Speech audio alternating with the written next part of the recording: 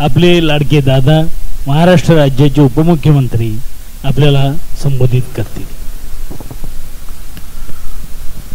ज्यांनी आता आपल्या पुढे मार्गदर्शन केले ते मंत्रिमंडळातील माझे सहकारी, कागलचे विद्यमान आमदार आणि वैद्यकीय शिक्षण खात्याचे मंत्री हसन मुश्रीफ साहेब, माजी आमदार राजेश पाटीलजी, जिल्हाध्यक्ष कोल्हापूर जिल्ह्याचे राष्ट्रवादीचे बाबासाहेब पाटील, चंदगडचे अध्यक्ष बिकू गावडेजी, आमचे गडिंग्लजचे अध्यक्ष बाबासाहेब पाटील मुगळीकरजी, त्याचबरोबर उपस्थित असणारे उपाध्यक्ष कोल्हापूरचे जिल्ह्याचे जयसिंगराव चव्हाण, भैयासाहेब माने, शीतलताई फराकटे,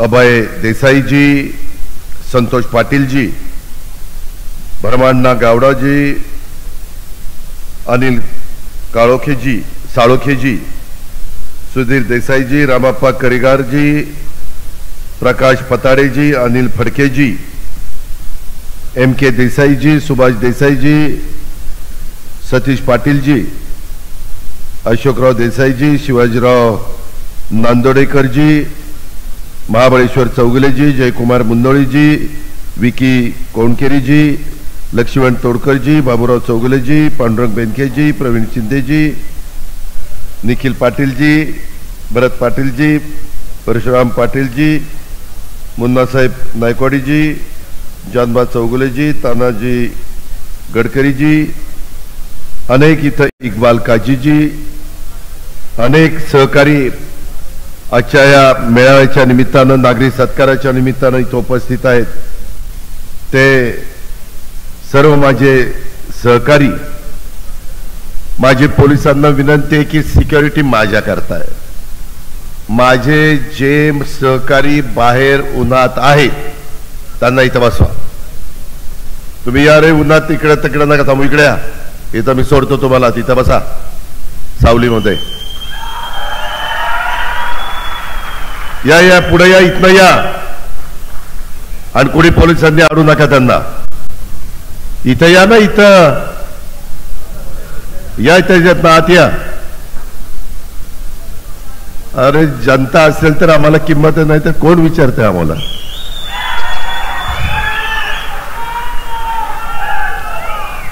मित्रांनो, एकंदरीत आज चंदगडच्या या पवित्र भूमीत आपण सगळेजण शेतकरी मेळाव्याच्या निमित्तानं आणि नागरी सत्काराच्या निमित्तानं जमलेलो आहे। या निमित्तानं मी माझा चंदगड, आजरा, गडिंग्लज या भागातून आलेल्या तमाम माझ्या बळीराज सहकाऱ्यांचं मी मनापासून स्वागत करतो। खरं तर आज प्रदेशात सुनील तटकरेंना पण आमच्या राजेश पाटलांनी बोलवलेलं होतं, परंतु तुम्हाला सगळ्यांना माहिती आहे काल 1 मे झाला जागतिक कामगार दिन आणि महाराष्ट्र दिन।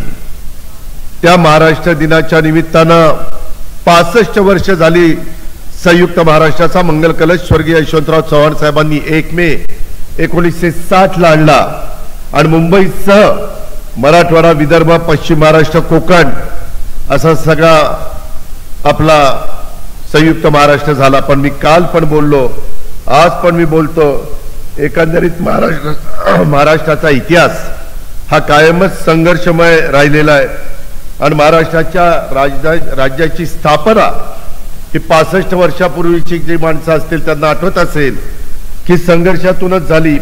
106 हुतात्मे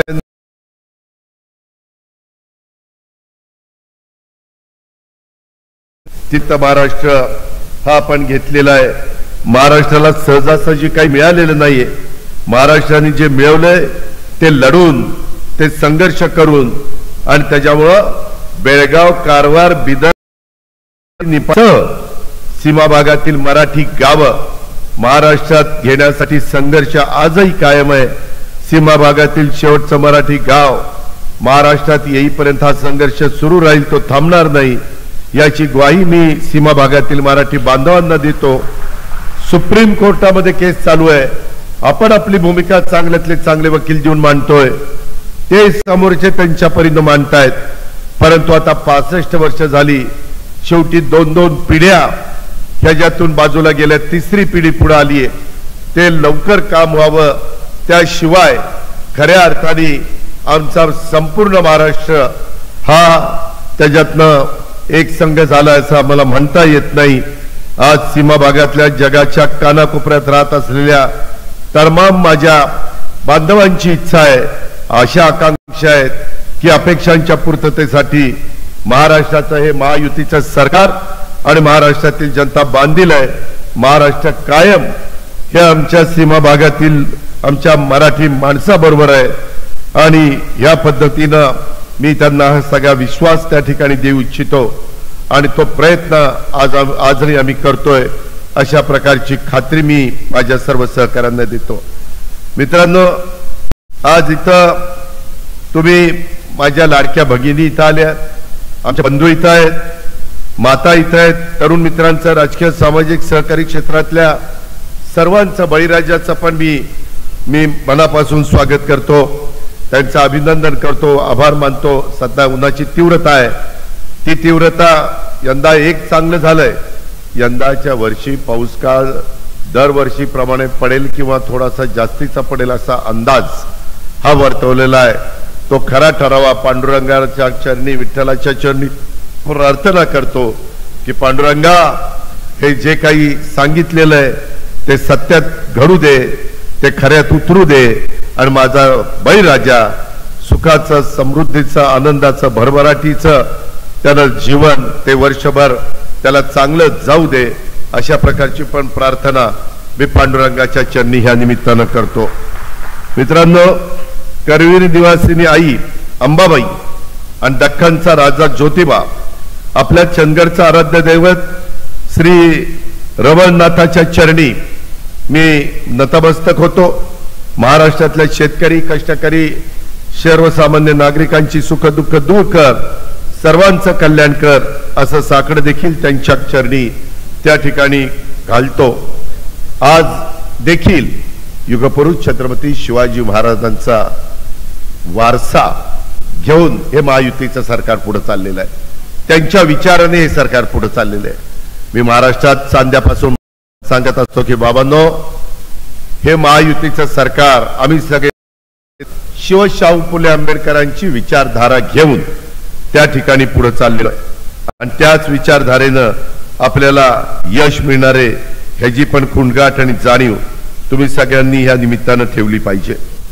चढ उतार तर प्रत्येकाच्या आयुष्यामध्ये येतात. एका गोष्टीची खंत ही राजेश पाटलांनी इथं व्यक्त केली, आमच्या मुश्रीफ साहेबांनी इथं व्यक्त केली. चंदगडकरांनो, गडिंग्लजकरांनो, आजराकरांनो, खरं तर राजेश पाटलांची एकच 2019ची टर्म झालेली होती. तुम्ही निवडून दिल्यानंतर 1.5 वर्ष आम्ही सरकारमध्ये नव्हतो. 1 वर्ष तर आमचं करोनामध्ये गेलं, म्हणजे 2.5 वर्ष आमची गेली. राहिले 2.5 वर्ष. त्या 2.5 वर्षामध्ये आम्ही सत्तेवर होतो. त्यावेळेस 2.5 वर्षात ह्या चंदगड, गडिंग्लज आणि आजरा ह्या विधानसभा मतदारसंघात 1600 कोटी रुपयाची कामं आम्ही मंजूर केली. 1600 कोटी. लोकप्रतिनिधी कशा करता द्यायचा असतो? आपल्या भागाचा सर्वांगीण विकास करण्याच्या करता द्यायचा असतो. आम्ही तर केलेला होता. 2.5 वर्षातच एवढे पैसे दिले. 1.5 वर्ष सरकारमध्ये नव्हतो. एकनाथरावांच्या मंत्रिमंडळामध्ये शेवटच्या वर्षी मी गेलो आणि उद्धव ठाकरेंच्या बरोबर 2.5 वर्ष होतं. त्यातले 1 वर्ष करोनात पगाराला पैसे नव्हते, सगळं बंद झालेलं होतं. शेतकऱ्यांच्या जीवावर कसा बसा आपला दर टिकून राहिला. मीच अर्थमंत्री होतो आणि मी सगळीकडे जातो. सगळी सोंग करता येतात, पैशाचं सोंग नाही करता येत. काय खोटं बोललो मी? आता देखील वेगवेगळ्या पद्धतीच्या योजना. चंदगडकरांनो, गडिंग्लजकरांनो, आजराकरांनो, तुम्हाला माहिती आहे आज माझ्या लाडक्यांना आम्ही दर महिन्याला 1,500 रुपये देतो. 45,000 कोटी रुपयाची तरतूद मला राज्य सरकारच्या तिजोरीत 7,20,00,000 कोटीचा अर्थसंकल्प मी सादर केला. किती? 7,20,00,000 कोटीचा. त्याच्यातून 11व्यांदा अर्थसंकल्प सादर केला. अर्थात तुमच्या जीवावर, तुमच्या आशीर्वादावर, तुमच्या पाठिंब्यावर पण हे सगळं करत असताना त्यामध्ये आम्हाला अडचण एक आली, मोठ्या प्रमाणावर पगार, पेन्शन आणि जो स्टाफ काम करतो ना सगळा क्लास 1 पासून क्लास 4 पर्यंत सगळे आता माझ्या अंगणवाडीच्या कार्यकर्त्या भेटलेल्या होत्या. आमचे वेगवेगळ्या प्रकारे कॉन्ट्रॅक्टवर काही लोक घेतली जातात. त्या सगळ्यांना आम्हाला 3.5 लाख कोटी रुपये वर्षाचा खर्च. किती? 3.5 लाख कोटी. त्याच्यातले 20,000 कोटी 3 horse power, 5 horse power, 7.5 horse पॉवरचे वीज बिल माफ केलंय की नाही? आता त्या माफ केलं म्हणजे काय? ते महावितरण सोडत नाही, राज्य सरकारच्या तिजोरीतनं मला 20,000 कोटी रुपये त्यांना द्यावे लागतात. हे माझ्या बळीराजाचे लाईट बिल आणि हे शासनाच्या तिजोरीतनं महावितरणला जातात. बहिणींना 45,000 कोटी रुपये जातात. 65,000 कोटी रुपये ह्या प्रकारे. अर्थात माझ्या बहिणीला त्याची गरज आहे, ती गरीब आहे, त्याबद्दल दुमत नाही. ती तुमचीच कोणाची तरी पत्नी आहे, तुमचीच कोणाची तरी मुलगी आहे, तुमचीच कोणाची तरी बहीण आहे, त्याच्याबद्दल दुमत असण्याचं काही कारण नाही. तुमचीच कोणाची तरी माता आहे, हे पण मी स्पष्टपणे सांगतो. आज 65,000 कोटी रुपये आणि मग राहिलेले पैसे मला विकासावर खर्च करता येतात. देवेंद्र फडणवीस, एकनाथराव शिंदे, मी, मुश्रीफ साहेब, आमच्या प्रकाश आंबेडकर, आम्ही सगळे मिळून त्याच्यामध्ये त्याचं नियोजन करत असतो. ही गोष्ट माझ्या बळीराजांनी लक्षामध्ये घेतली पाहिजे. आज मला आठवत आहे 2009ला मतदारसंघाची फेररचना झाल्या. त्याच्यामुळं तुमचे जे तालुके आहेत त्या तालुक्यामध्ये 12 तालुक्यात मतदारसंघ कमी जास्त झाले. आपला पूर्वीचा मतदारसंघ हा बदलला आणि चंदगड, आजरा, गडिंग्लज मतदारसंघ 2009ला अस्तित्वात आला. बाबासाहेब कुपेकर आपण निवडून दिलेले होते. दुर्दैवाने काळाच्या नियतीच्या पाडत तुमचं माझं काही चालत नाही. बाबासाहेब आपल्याला सोडून गेले. त्याच मध्ये लगेचच पोटनिवडणुकीत आपण संध्याताईंना तिकीट दिलं. घड्याळाच्या चिन्हावर बाबा कुपेकर पण निवडून गेले. घड्याळाच्या चिन्हावर पोटनिवडणूक संध्याताई निवडून गेल्या. पुन्हा 2014ला संध्याताईंना तिकीट घड्याळाचं दिलं, त्या पुन्हा निवडून गेल्या. 2019ला आम्ही राजेश पाटलांना तिकीट दिलं घड्याळाचं, त्यांना तुम्ही निवडून दिलं. कामं आम्ही केली. तरी देखील तुम्ही 2024ला महाराष्ट्रात महायुती सगळीकडे निवडून आली. आम्ही लोकांनी, मी तर 8व्यांदा निवडून आलो. 8व्यांदा. येड्यागाबाळाचं काम नाही 8व्यांदा निवडून देणं, आणि सातत्याने लाखाच्या पुढे निवडून येतोय. मुश्रीफ साहेब 6व्यांदा निवडून आले. मध्ये आता राजेश पाटलाची टर्म होती, काम करत होते, वडिलांची पुण्याई होती, वडिलांनी चांगल्या पद्धतीनं काम केलेलं होतं. ह्याची कुठेतरी आज चंदगडचे माजी आमदार स्वर्गीय नरसिंहराव पाटील साहेबांचं, त्यांच्या कार्याचं देखील मी कृतज्ञतापूर्वक स्मरण करतो. त्यांच्या स्मृतीला विनम्र अशा प्रकारचं अभिवादन करतो. चंदगडच्या तालुक्यात सहकार, शैक्षणिक, राजकीय आणि सामाजिक क्षेत्रात त्यांचं योगदान कोणी विसरू शकत नाही. एक लढवय्या नेता अशा प्रकारची नरसिंह गुरुनाथ पाटलांची त्या ठिकाणी ओळख होती. एकदा ते पण मला आठवत आहे कुठल्या तरी निवडणुकीत 6 का काय मतांनी आलं, 11 मतांनी आली. अजबच लोक आहेत राव तुम्ही. 11 म्हणजे काय कराल हे शेवटी तुमचा अधिकार आहे. घटनेचे शिल्पकार डॉक्टर बाबासाहेब आंबेडकरांनी तुम्हाला मताचा अधिकार दिला आहे, त्याबद्दल मला काही म्हणायचं नाही. त्याच्यामध्ये संविधान तुमच्या पाठीशी आहे, घटना तुमच्या पाठीशी आहे. पण हे सगळं करत सरपंच पदापासून त्यांच्या कारकिर्दीला राजकीय सुरुवात झाली. पंचायत समितीचा सभापती ते तुमचे झाले, चंदगड सहकारी संघाचे अध्यक्ष झाले, दौलत सहकारी साखर कारखान्याचे अध्यक्ष झाले, कोल्हापूर जिल्हा बँकेचे कित्येकदा संचालक होते, चेअरमन देखील झाले, साखर कारखाना संघाचं प्रतिनिधित्व त्यांनी केलं. चंदगड मतदारसंघाचं प्रदीर्घ काळ नेतृत्व करताना त्यांनी विकासाचं मोठं जाळं हे या परिसरात उभं केलं. त्या स्वर्गीय नरसिंहराव पाटील यांच्या राजकीय सामाजिक वारसा घेऊन आमचे राजेश पाटील सक्षमपणे पुढे चालवत आहेत, याचा मला आनंद पण आहे आणि समाधान पण आहे. पण दुःख आहे ते पराभूत झाले. त्याच्यामध्ये अख्ख्या कोल्हापूरमध्ये आमच्या महायुतीचे सगळे आमदार निवडून आले, एकटा आमच्या राजेश पाटलाला पराभूत केला.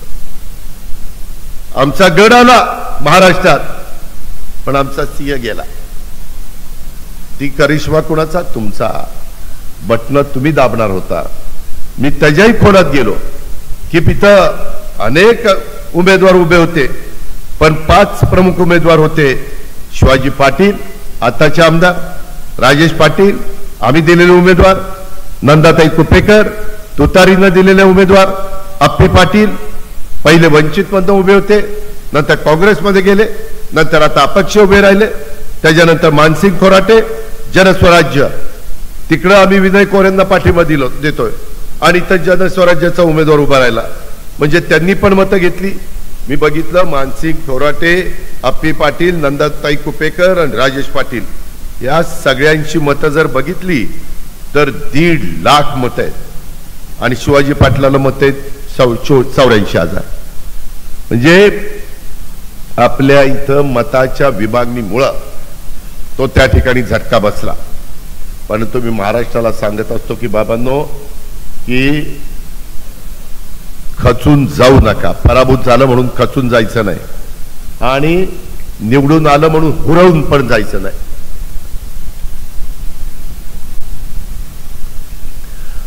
तशा पद्धतीनं आता आमच्या मुश्रीफ साहेबांनी पण सांगितलं. आज माझे इथून पुन्हा मला मुंबईला जायचंय, मुश्रीफ साहेबांना जायचंय, इतरही सहकारी मित्र येणार आहेत आणि त्याच्यामध्ये संगम कलेचा, सन्मान संस्कृतीचा 65 गौरवशाली महाराष्ट्र महोत्सव 2025 ह्याचा काल आपण त्या ठिकाणी कार्यक्रम केला. आज कार्यक्रम संध्याकाळी उद्या आहे, परवा आहे. सगळ्या महाराष्ट्रातली वेगवेगळ्या नद्यांचे पाणी ते कलशाद्वारे आपण मुंबईमध्ये आणलं. सगळीकडची महत्वाची माती ही त्या ठिकाणी आपण कलशामध्ये तिथं आणलेली आहे.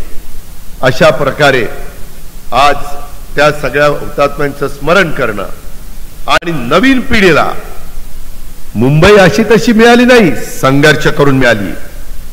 त्यावेळेस शाहीर कितीतरी स्वतः पोवाडे म्हणायचे, SM जोशी असतील, कितीतरी मान्यवरांचे उत्तमराव पाटील असतील, त्यामध्ये अहिल्याबाई रांगणेकर असतील, खूप मान्यवरांची त्या ठिकाणी नावं घेता येतील. यांनी सगळ्यांनी संघर्ष केला. त्यामध्ये आपले पत्री सरकार असेल आणि त्यांनी संघर्ष करून महाराष्ट्र त्या ठिकाणी पेटला. पंडित जवाहरलाल नेहरू त्यावेळेस आले होते एका कार्यक्रमाला, काळे झेंडे दाखवले देशाच्या पंतप्रधानांना. मुंबई आम्हाला नाही दिलेले नाही चालणार. आणि नंतर पंतप्रधानांनी आपल्याला मुंबई दिली. 1 तारखेला 1 मेला 1960ला तिकडं शिवाजी पार्कला सभा झाली. आज पण त्या सभेच्या संदर्भातले चित्रफित आपल्याला पाहायला मिळते. हा इतिहास आहे. आपल्याला अजून खूप मोठा पल्ला गाठायचा आणि हा पल्ला गाठत असताना माझ्या ह्या भागातला शेतकरी आंबा पिकवतो, काजू पिकवतो, रताळी पिकवतो, नाचणी करतो, ऊस घेतो, मका घेतो. काही प्रमाणामध्ये इथं काजूवर प्रक्रिया करणारे पण कारखाने त्या ठिकाणी काढलेले आहेत. अनेकदा राजेश पाटील माझ्याकडे यायचे, दादा मला हे मंजूर केलं पाहिजे, दादा मला ते केलं पाहिजे. इथं लोकांना आमच्या जनावरांचा देखील त्रास आहे, वन्य प्राण्यांचा देखील त्रास आहे. माझं चंदगड, आजरा, गडिंग्लज तालुक्यात पिकांचं नुकसान होत असल्याच्या तक्रारी, गवे आहेत, रानडुकरं आहेत, वनगाई आहेत, अलीकडे तर एक हत्तीचा कळप आलेला आहे. त्यामुळे पिकांचं जीवितहानीचं निदर्शनास आलेलं आहे. त्याच्यातून पण आम्ही ते वायर वगैरे देऊन करंट कसा त्यांना बसेल, ते शेतावर पिकावर कसं येणार नाही या समस्येवर कायमस्वरूपी उपाययोजना करण्याच्या सूचना आम्ही वन विभागाला दिलेल्या आहेत. पिकांची आणि मानवी जीवांची झालेली नुकसान भरपाई तातडीने देण्याचे निर्देश हे आम्ही कलेक्टरला दिलेले. या दोन्ही उपाययोजनांच्या मुळे इथल्या नागरिकांना दिलासा मिळेल. जीवितहानी तर होताच कामा नये. एक वेळ पिकांचं नुकसान झालं तर भरपाई देऊ, पण जीवितहानी झाल्यानंतर काय गेलेला माणूस परत येणार?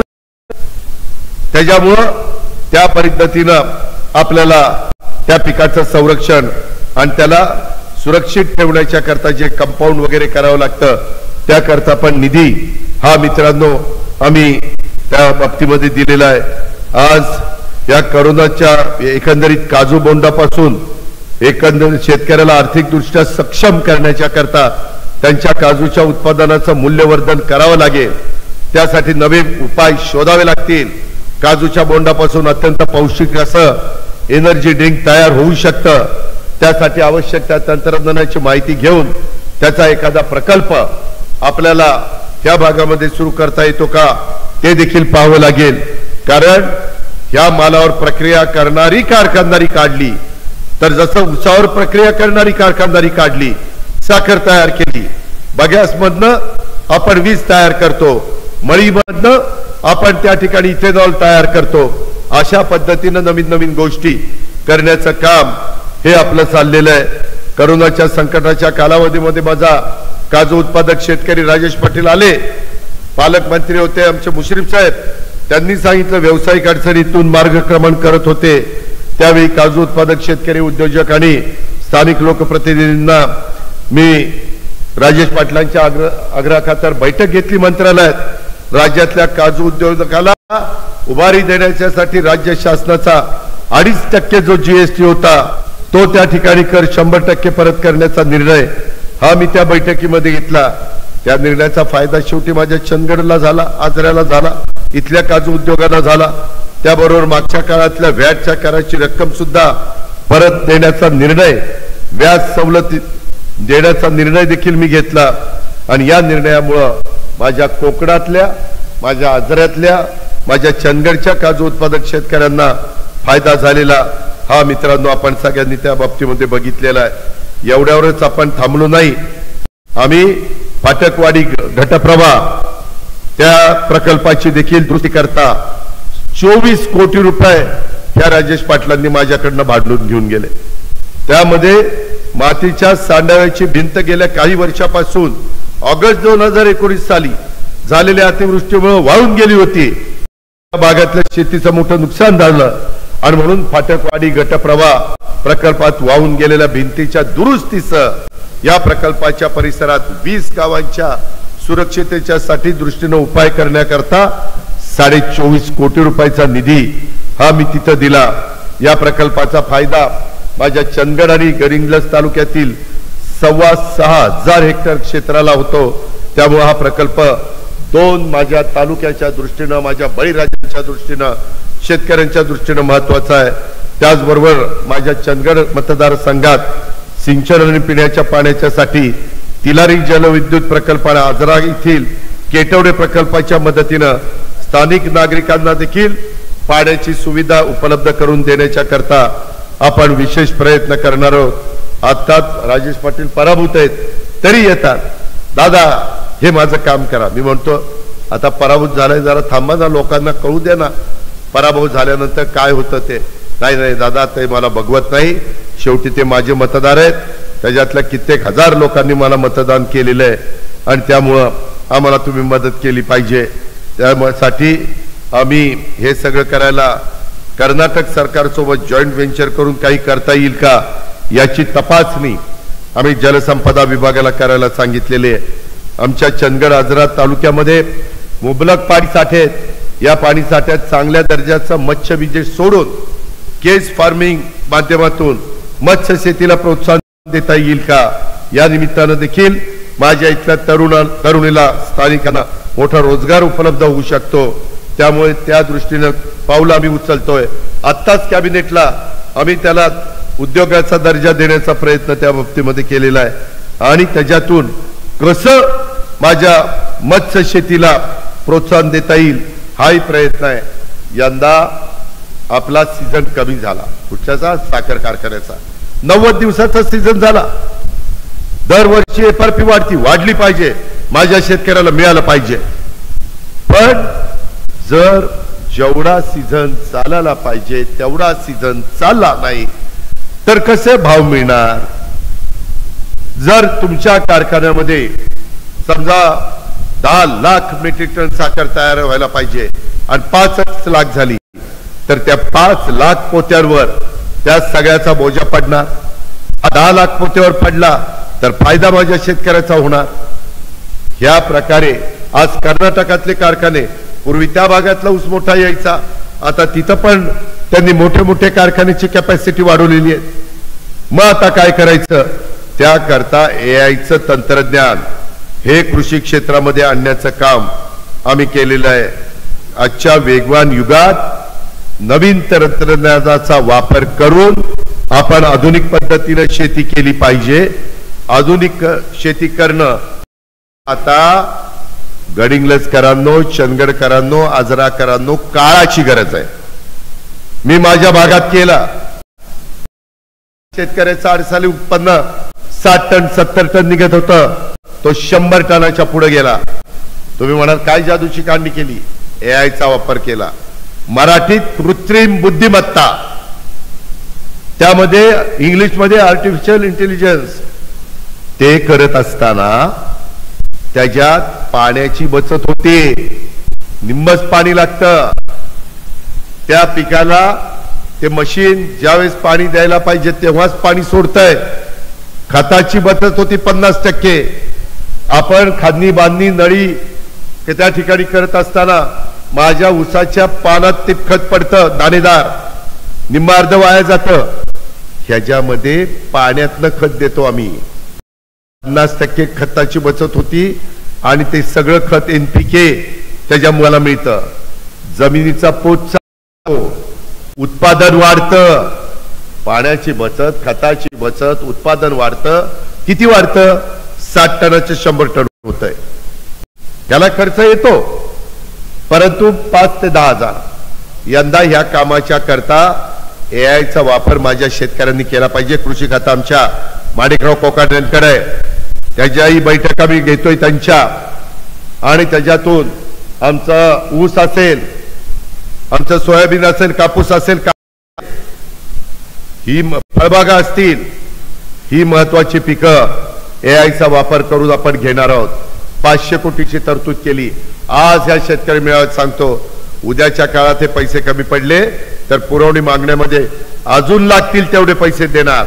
पण माझ्या शेतकऱ्यांना आधुनिक पद्धतीने शेती करायला लावणार. ह्या कारखाने 90 दिवस चालतायत ना महाराष्ट्रातले, ते 150 दिवस चालले पाहिजेत, 135 दिवस चालले पाहिजेत.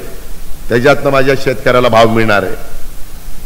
त्याच्यातून कुठली अडचण आली तर दिल्लीला जाईल, पंतप्रधानांना, मोदी साहेबांना, अमित शाह साहेबांना भेटेन. अमित शाह साहेबांच्या खातं आहे, त्यांना इथेनॉलचा भाव वाढवायला विनंती करेन. साखरेचा MSP वाढवण्याच्या करता त्यांना त्या ठिकाणी विनंती करेल. आता साखरेचे भाव चांगले, 30 रुपये 39 रुपये साखर चालली, पण हा पैसा माझ्या शेतकऱ्याला मिळाला पाहिजे. मी तुम्हाला सांगतो, माझा तर तुमच्यापेक्षा 1% माझी रिकव्हरी कमी आहे. माझी म्हणजे माझ्या पुणे जिल्ह्यातली. तुमची माझी 12 असेल तर तुमची 13 असती. माझा भाव मी 3600 रुपये देतो, म्हणजे तुमचा भाव तर 4000च्या पुढे गेला पाहिजे. कारण 1% रिकव्हरी म्हणजे साधारण 10 किलो साखर जास्त, 10 किलो साखर जर जास्त निघाली तर त्याच्यातनं तेवढे पैसे वाढले पाहिजे. लोकांना 400-500 रुपये जास्त मिळाले पाहिजे. ह्या प्रकारे आम्ही कारखानदारी चालवतो. आज तुमची कोल्हापूर जिल्हा बँक चांगली चालली, 0% व्याजाने तुम्हाला पीक कर्ज आम्ही देतोय. यंदा 950 कोटी रुपये सगळ्या बँकांचे ते व्याज सवलत योजनेचे आणि पंजाबराव देशमुख व्याज सवलत योजनेचे राहिलेले होते, ते सगळे आम्ही दिले. कारण तुम्ही शेतकरी, मी शेतकरी आहे, हसन मुश्रीफ शेतकरी आहे. त्याच्यावर शेतकऱ्यांचे प्रश्न देखील आम्हाला माहिती आहेत. माझे पण ऊसाची शेती आहे, माझी डेअरी आहे, मी दुधाचाही धंदा करतो. त्याच्यावर मधल्या काळात दूध उत्पादक शेतकऱ्यांना देखील अडचण आली, 5 रुपये लिटरला भाव वाढवून दिले. परत अडचण आली, 7 रुपये अनुदान दिलं.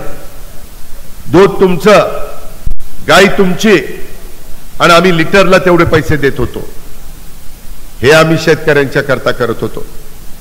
आज अजूनही शेतकऱ्यांच्या करता खूप काही करण्याची आमची त्या बाबतीमध्ये तयारी आहे. आपल्या सर्वांच्या आशीर्वादाने यंदा मी या अर्थसंकल्पामध्ये फार बारकाईने विचार करून हे AI तंत्रज्ञानाचा वापर हा माझ्या कृषी क्षेत्रात सगळ्या क्षेत्रात तो वापर आहे. तो कृषी क्षेत्रामध्ये की तेव्हा माझ्या महाराष्ट्रातल्या शेतकऱ्यांना अधिक सक्षम करण्याकरता कृषी क्षेत्रामध्ये कृत्रिम बुद्धिमत्ता सारख्या तंत्रज्ञानाचा प्रभावी वापर करण्याची गरज आहे. कृषी हॅकेथॉन संशोधक, स्टार्टअप्स, कृषी तज्ञ, शेतकरी बांधवांना एकत्र आणून आधुनिक तंत्रज्ञानाच्या मदतीनं शेती संबंधित समस्या सोडवण्याचा प्रयत्न आम्ही खासगी क्षेत्रातील तज्ञांच्या आणि संस्थांच्या मदतीने शासन स्तरावर करतोय. या माध्यमातून आधुनिक तंत्रज्ञानाचं शेतकऱ्यांना उत्पादन वाढेल. हॅकेथॉन स्पर्धेचं आयोजन त्यामुळे नवकल्पक स्पर्धकांची माझ्या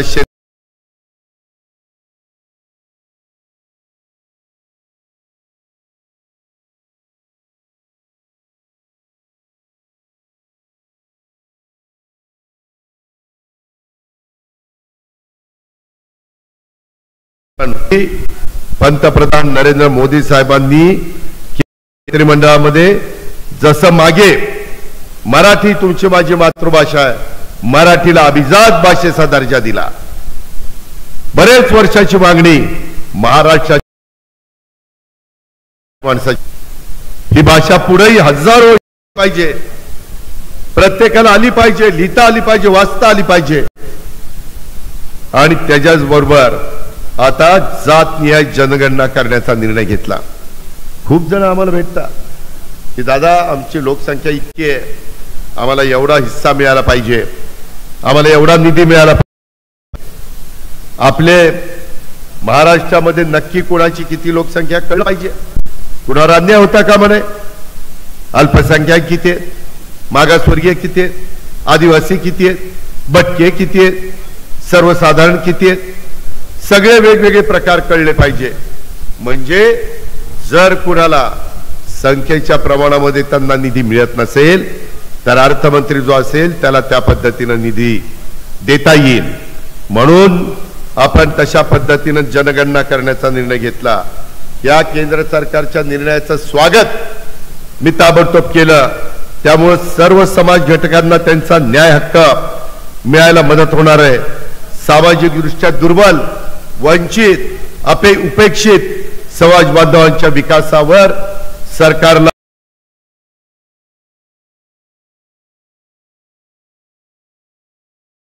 निधी स्तरावर त्यांच्या उंचावण्याच्या करता मदत होऊन सामाजिक समता प्रस्थापित त्या ठिकाणी करण्याचं ध्येय वेगाने आपल्याला साध्य करता येणार आहे. आर्थिक स्तर उंचवण्यास ही मदत होत असताना सामाजिक समता त्याच्यामध्ये स्थापित करत असताना जातनिहाय जनगणनेचा निर्णय म्हणजे सामाजिक समता प्रस्थापित करण्याच्या दिशेनं केंद्र सरकारने उचललेलं एक महत्वाचं पाऊल आहे. हा क्रांतिकारी निर्णय आहे. जातनिहाय जनगणना करण्याची मागणी अनेक व्यक्तींनी, अनेक संस्थांनी, अनेक संघटनांनी केली. पूर्वी पण काँग्रेसची राजवट होती, परंतु त्यांनी कधी नाही केलं. त्यांनी त्यावेळेस मराठी भाषेला अभिजात भाषेचा दर्जा नाही दिला. आता गेल्या अनेक दशकापासून ही मागणी होतीये. ही मागणी पंतप्रधान नरेंद्र मोदी साहेबांनी आणि गृहमंत्री शाह साहेबांच्या दूरच्या दृष्टीतून आणि संवेदनशील नेतृत्वामुळे पूर्ण होऊ शकलेली आहे. केंद्र सरकारच्या या निर्णयाचं एक राज्याचा नागरिक तसंच एक राष्ट्रवादी उपमुख्यमंत्री या नात्याने मी स्वागत करतो. हा क्रांतिकारी निर्णय घेतल्याबद्दल मी मोदी साहेबांचं, अमित शाह साहेबांचं आणि संपूर्ण त्यांच्या केंद्रीय मंत्रिमंडळाचा पण मनापासून त्या ठिकाणी आभार देखील मानतो. महाराष्ट्र दिनाच्या निमित्तानं सकाळी 10 ते संध्याकाळी 5 पर्यंत पंतप्रधान मुंबईत होते. त्याच्यामध्ये आपली राजधानी मुंबई, देशाची आर्थिक राजधानी मुंबई, तिथं world audio visual and entertainment summit अर्थात त्याला वेव्स परिषद असं नाव दिलेलं आहे, त्याचं उद्घाटन त्या ठिकाणी काल पंतप्रधान महोदयांनी केलं. आणि ह्या वेव्स परिषद तुम्ही म्हणाल ही 4 दिवस चालणारी परिषद आहे, आम्हाला काय फायदा? मित्रांनो, त्या माध्यमातून audio visual entertainment social media अशा माध्यम क्षेत्राच्या भविष्याचा वेध घेण्यात येणार आहे. नवीन तंत्रज्ञानाची ओळख ही सर्वांना होण्यासाठी ही परिषद महत्वाची ठरणार आहे. त्याच्यातलं रोजगार निर्माण होणार आहे. कालच युट्यूबच्या प्रमुखांनी 850 कोटी रुपये मी त्याच्यामध्ये गुंतवणूक करतो. मुंबईच्या नीता मुकेश अंबानी ते कल्चरल सेंटर आहे तिथं होतोय. वेगवेगळ्या पद्धतीने आम्ही आता मेट्रोला चालना देतोय, बुलेट ट्रेनला चालना देतोय, आम्ही वंदे भारत चालना देतोय, रेल्वे लाईन आम्ही वाढवतोय, नॅशनल हायवे आम्ही वाढवतोय, ओव्हरब्रिज आम्ही त्या ठिकाणी करतोय, अनब्रिज आम्ही करतोय, आरओबी आम्ही करतोय. त्यामध्ये ज्या भागामध्ये मेट्रो पाहिजे तिथं मेट्रो जाळं वाढवतोय. ह्या सगळ्या गोष्टी, मोठे मोठे रस्ते करतोय, विमानतळ करतोय, पोर्ट करतोय, पाऊंड पहिला निर्णय पंतप्रधानांनी दिला. आपल्या पालघर आदिवासी जिल्हा तिथलं वाढवण बंदर जगातल्या 10 बंदरापैकी ते होणार आहे. 75,000 कोटी रुपयाचा खर्च आपण तिथं करतोय. केंद्र सरकार मोठी रक्कम देत आहे. कालच आम्ही रेल्वे मंत्र्यांची चर्चा केली. अजून काही महत्वाचे रूट आहेत त्याला निधी देतो.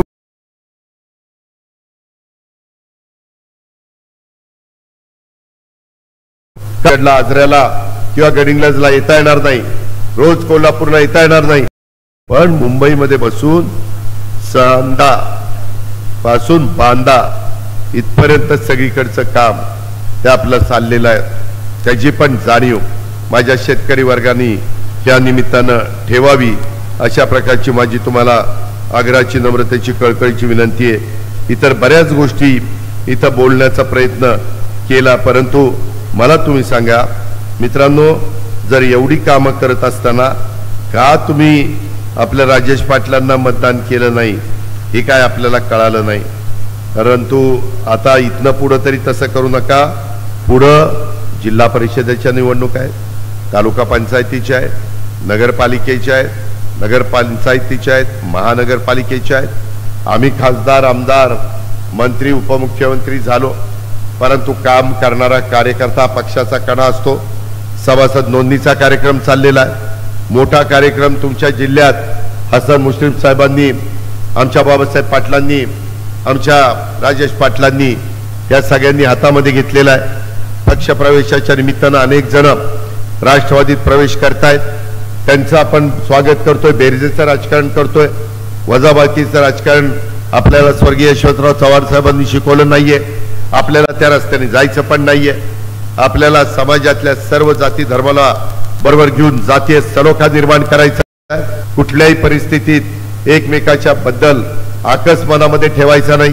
मधी जम्मू काश्मीरला जे घडलं त्याचा बदला ज्या अतिरेक्यांनी ती केलेलं आहे त्याचा मास्टर माइंड जो असेल त्याचा बदला घेतल्याशिवाय हा भारत देश गप्प बसणार नाही. अशा पद्धतीचा संकल्प आपल्या सगळ्यांचा आहे. आम्ही कुणाच्या वाटेला जात नाही. जर कुणी आमची वाटेला गेलं तर त्याची आम्ही खैर करत नाही. त्याचा आम्ही तुकडाच पाडतो, त्याचा आम्ही बंदोबस्तच करतो. अशा प्रकारचा मेसेज जग आपल्या बरोबर आहे. जगाला ते आवडलेलं नाहीये. काय माझ्या त्या 27 लोकांनी केलं होतं. कुटुंबाला घेऊन तिथं जम्मू काश्मीर मध्ये 4 दिवस घालवायला गेले होते. लग्न झाल्यानंतर हनीमून करायला काही जोडपी तिथे गेली होती. आणि हा नालायक लोकांनी, या अतिरेक्यांनी तिथं गोळ्या घालायचं काम केलंय. त्यांना जशाच तसा जबाब दिल्याशिवाय त्याच्यामध्ये आता गप्प बसायचं नाही. या पद्धतीनं केंद्र सरकार पण कामाला लागलेलं आहे. काही पावलं देखील उचललेली आहे. आपण पण इथं सुरक्षित राहा. आपण कधी कधी माणसाचं चुकतं, परंतु चूक सावरणी देखील माणसाला द्यायची असते. ती चंदगडकरांनो, ती गडिंग्लजकरांनो, ती आजराकरांनो, आज पण मला इतकी माणसं, मी तास 1.5 तास लवकर आलो होतो तुम्हाला वेळ होईल म्हणून. बरेच जण मला भेटत होते. मी म्हणलं कामं मला सांगता आणि तुम्ही राव आमचा राजेश पाटलाला पाडले ही जमतंय का? आम्ही काय साधू संत आहे? साधू संतांचं काम आहे, वारकरी संप्रदाय ही जी आपली परंपरा आहे. पण आम्हाला असं वाटतं की तुम्ही आम्हाला प्रतिसाद दिला तर आम्ही तुम्हाला प्रतिसाद देऊ. काय तुम्हाला मी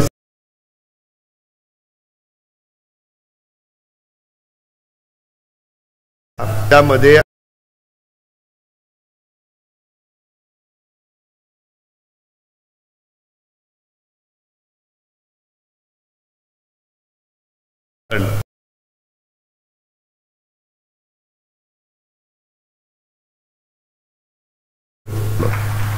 $1,07,000.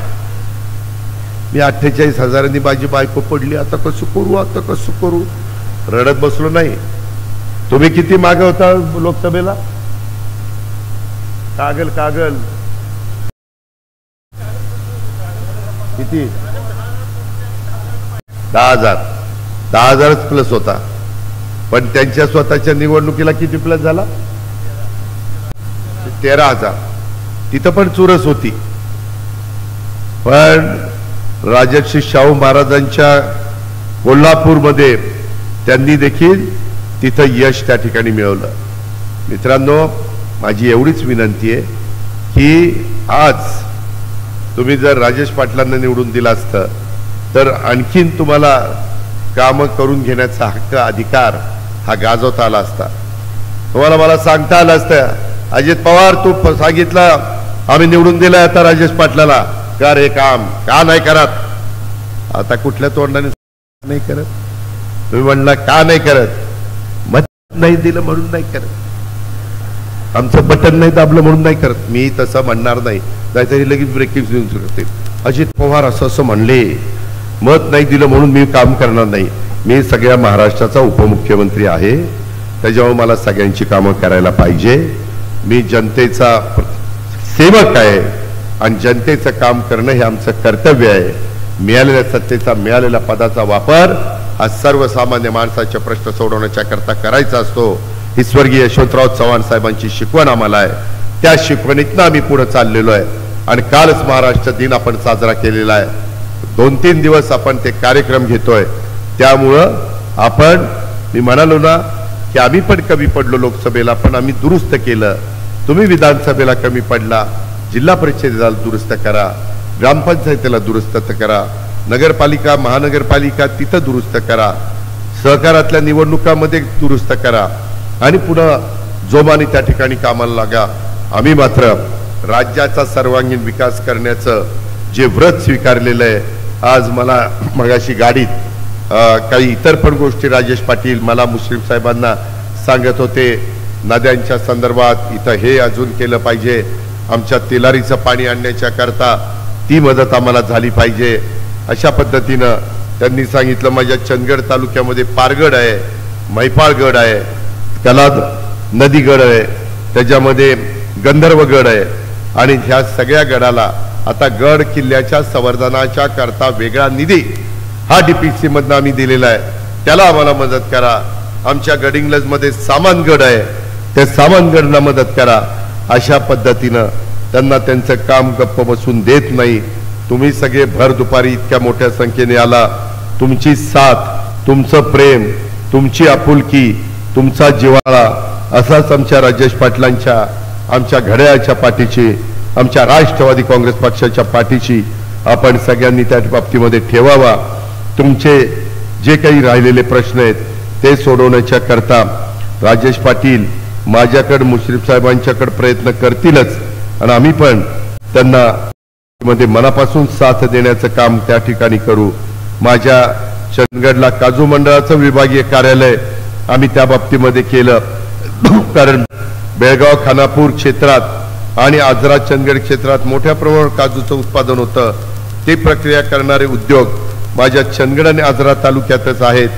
त्याच्यामध्ये चवीच्या दृष्टीनं इथला घाट व्याथ्यावरचा चंदगड आणि आजऱ्याचा काजू अव्वल आहे. काजूसाठी त्या विभागातलं नैसर्गिक वातावरण हे अतिशय पोषक आहे. त्यामुळे पिकणाऱ्या काजूच्या मार्केटिंगच्या साठी चांगलं ब्रँडिंग त्या ठिकाणी झालं पाहिजे. राज्य सरकार प्रयत्न करणारे माझ्या शेतकऱ्यांचा आर्थिक स्तर त्याच्यातनं उंचावा, काजू प्रक्रिया उद्योगाच्या माध्यमातून रोजगाराच्या संधी वाढाव्यात यासाठी आपण महाराष्ट्र राज्य काजू मंडळाची स्थापना राजेश पाटलांच्या आग्रहाखातर केली। या काजू मंडळाचं मुख्यालय आपण वाशी मुंबईमध्ये केलेलं आहे। त्याचबरोबर तुमचं चंदगडचं ट्रॉमा केअर सेंटर 20 बेडचं त्याला आम्ही मान्यता दिली। चंदगडचं 50 बेडचं उपजिल्हा रुग्णालय त्याला हे दोन्ही कामं रखडलेली होती, त्याला 24 कोटी रुपयाची तरतूद केली। त्याला आता मुदतवाढ द्यावी लागली, ती मुदतवाढ आता आम्ही देतोय, तुम्ही काळजी करू नका। परंतु इथं होणारी सरकारच्या निधीतनं कामं, सरकारी पैशातनं कामं दर्जेदार कशी होतील, चांगली कशी होतील, तुम्हाला त्याच्यातनं मदत कशी होईल, तुमच्या पुढच्या पिढीचं त्याच्यातनं कल्याण कसं होईल, अशाच प्रकारचा प्रयत्न आपण सगळ्यांनी या निमित्तानं करावा, अशा प्रकारची मी तुम्हाला सगळ्यांना आग्रहाची, नम्रतेची, कळकळीची विनंती करतो आणि खरोखरच तुम्हाला लाख लाख धन्यवाद देतो। बाहेर एवढं तर ऊन आहे, एवढा चटका बसतोय, पण एवढ्या प्रचंड संख्येने तुम्ही ज्या प्रेमाने, ज्या आदराने आमचा सत्कार केला, माझा चंदगडचा माणूस, माझा चंदगडचा कार्यकर्ता, माझा चंदगडचा सहकारी नेहमीच माझ्यावर विशेष प्रेम करतो, कारण चंदगडकरांनी आज माझा नागरी सत्काराचं आयोजन केले, त्याबद्दल मी चंदगडकरांचं, गडिंग्लजकरांचं, आजराकरांचं मनापासून आभार मानतोच। पण मी राज्याचा विरोधी पक्षाचा नेता असताना या चंदगडकरांनी, आजराकरांनी, गडिंग्लजकरांनी माझा अत्यंत प्रेमाने, आपुलकीनं नागरी सत्कार केलेला होता। माझा नागरी सत्कार केल्यानंतर मी पुन्हा राज्याचा उपमुख्यमंत्री झालो, त्यानंतर उपमुख्यमंत्री झाल्याबद्दल तुम्ही पुन्हा सत्कार केलेला होता। त्या सत्कारानंतर राष्ट्रवादी काँग्रेस पक्ष पुन्हा सत्तेत आला, मी पुन्हा उपमुख्यमंत्री झालो, आज तुम्ही माझा पुन्हा सत्कार केला आणि ते केला असताना फेटा फक्त बांधला नाही, कुठंतरी एक मन म्हणत होतं कुठं फेटा बांधतो, आपला उजवा हात राजेश पाटील पराभूत झालाय म्हणून ते फेटा बांधला नाही। मी फेटा बांधील, पण पुन्हा राजेश पाटलाला निवडून द्या, एक काय म्हणेल तेवढे फेटे बांधील, पण तेवढं तुमच्या हातात आहे तेवढं तुम्ही त्या ठिकाणी करा, अशा प्रकारची माझी आपल्याला सगळ्यांना विनंती। अधिक न बोलता चंदगडकर सत्कार मला नेहमीच या माझ्या मनामध्ये अजिबात दुमत असण्याचं कारण नाही। तुम्हा चंदगडकरांचं, गडिंग्लजकरांचं आणि विश्वास बघून मी खरोखरीच इथं आल्यावर भारावून जातो। तुमच्या आणि महाराष्ट्राच्या मी कायम ऋणी राहील। महाराष्ट्राच्या जनतेच्यासाठी सर्वोत्तम देण्याचा मी राष्ट्रवादी काँग्रेस पक्षाच्या परीनं, त्यातर्फे आणि राज्य सरकारमधला उपमुख्यमंत्री म्हणून प्रामाणिकपणे प्रयत्न करत राहील, हा शब्द मी या निमित्तानं आपल्या सर्वांना देतो आणि आपल्या सगळ्याची रजा घेतो। जय हिंद, जय महाराष्ट्र, जय राष्ट्रवादी। यानंतर माननीय अभय बाबा देसाई आभार मानतील। ज्या अडकूर गावामध्ये हा कार्यक्रम संपन्न होत आहे त्या अडकूर गावचे सुपुत्र माननीय अभय बाबा